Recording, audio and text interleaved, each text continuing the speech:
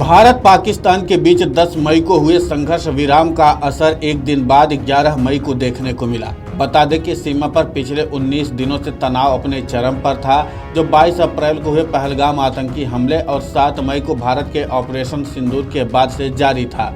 इसे लेकर भारतीय सेना ने बयान भी जारी किया है।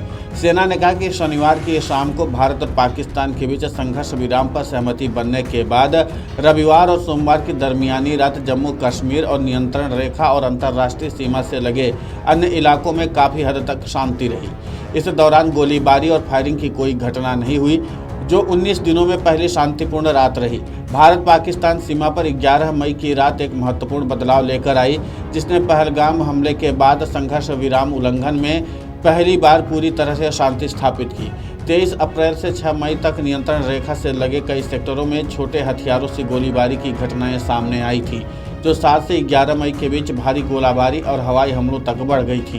पुंछ के सूरनकोट में सामान्य स्थिति हो गई है। ये एक सीमावर्ती इलाका है, जो हाल ही में भारी गोलाबारी और संघर्ष विराम के उल्लंघनों की मार झेलने के बाद काफ़ी हद तक नुकसान पहुंचा था। बता दें कि सिर्फ 2 दिन पहले सूरनकोट में भारी गोलीबारी हुई, जिससे निवासियों में दहशत फैल गई। हमले के बाद निवासी शहर छोड़कर भाग गए। कुछ ने पास के पहाड़ी गांवों और बंकरों में शरण ली, जबकि अन्य जम्मू कश्मीर के सुरक्षित इलाकों में चले गए। अब स्थिति में सुधार होने के साथ लोग जल्द ही पुंछ में अपने घरों को लौटने की उम्मीद कर रहे हैं। वहीं श्रीनगर, पठानकोट, राजौरी, अखनूर, जम्मू, कुलगाम, श्रीगंगानगर और बड़गाम से कई तस्वीरें सामने आई हैं, जो बताती हैं कि स्थिति अब सामान्य है।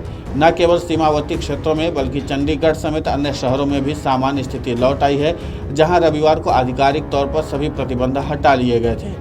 चंडीगढ़ के डिप्टी कमिश्नर ने कहा, परिणाम स्वरूप दैनिक जीवन फिर से शुरू हो गया है और स्थिति अब स्थिर है। दुकानों और अन्य व्यावसायिक प्रतिष्ठानों को सामान्य समय के अनुसार खुले रहने की अनुमति है। डिप्टी कमिश्नर ने कहा कि नागरिकों से अनुरोध है कि वे किसी भी तरह की गलत जानकारी या सूचनाएं न फैलाएं।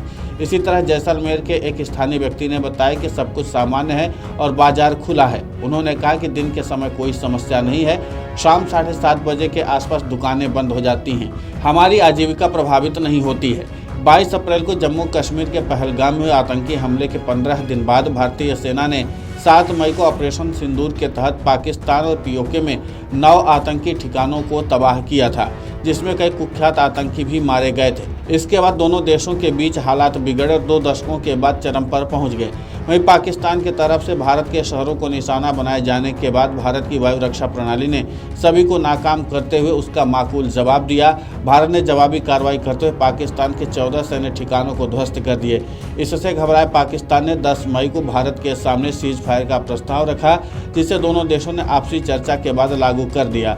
हालांकि सीज फायर लागू होने के कुछ घंटे के बाद ही पाकिस्तान की तरफ से इसका उल्लंघन भी किया गया, जिसका वायुसेना ने मुंहतोड़ जवाब दिया।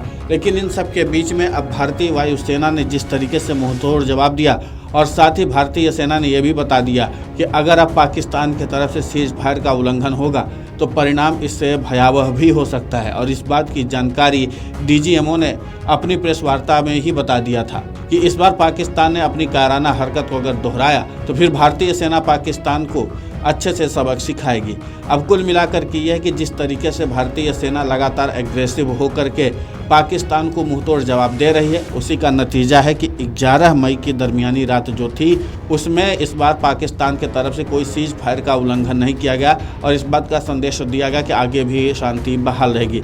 अब देखना ही होगा कि पाकिस्तान की तरफ से सीज फायर का उल्लंघन किया जाता है या नहीं, क्योंकि आज की रात बीते 19 दिनों के बाद आज 11 मई की रात को थोड़ी सी शांति देखने को मिली। अब आगे पाकिस्तान क्या करता है ये देखना दिलचस्प होगा। Video desk Amar Ujala dot com. अगर आप ये वीडियो YouTube पर देख रहे हैं तो हमारे चैनल को सब्सक्राइब कर बेल आइकन दबाएं और Facebook पर देख रहे हैं तो हमारे पेज को लाइक करें।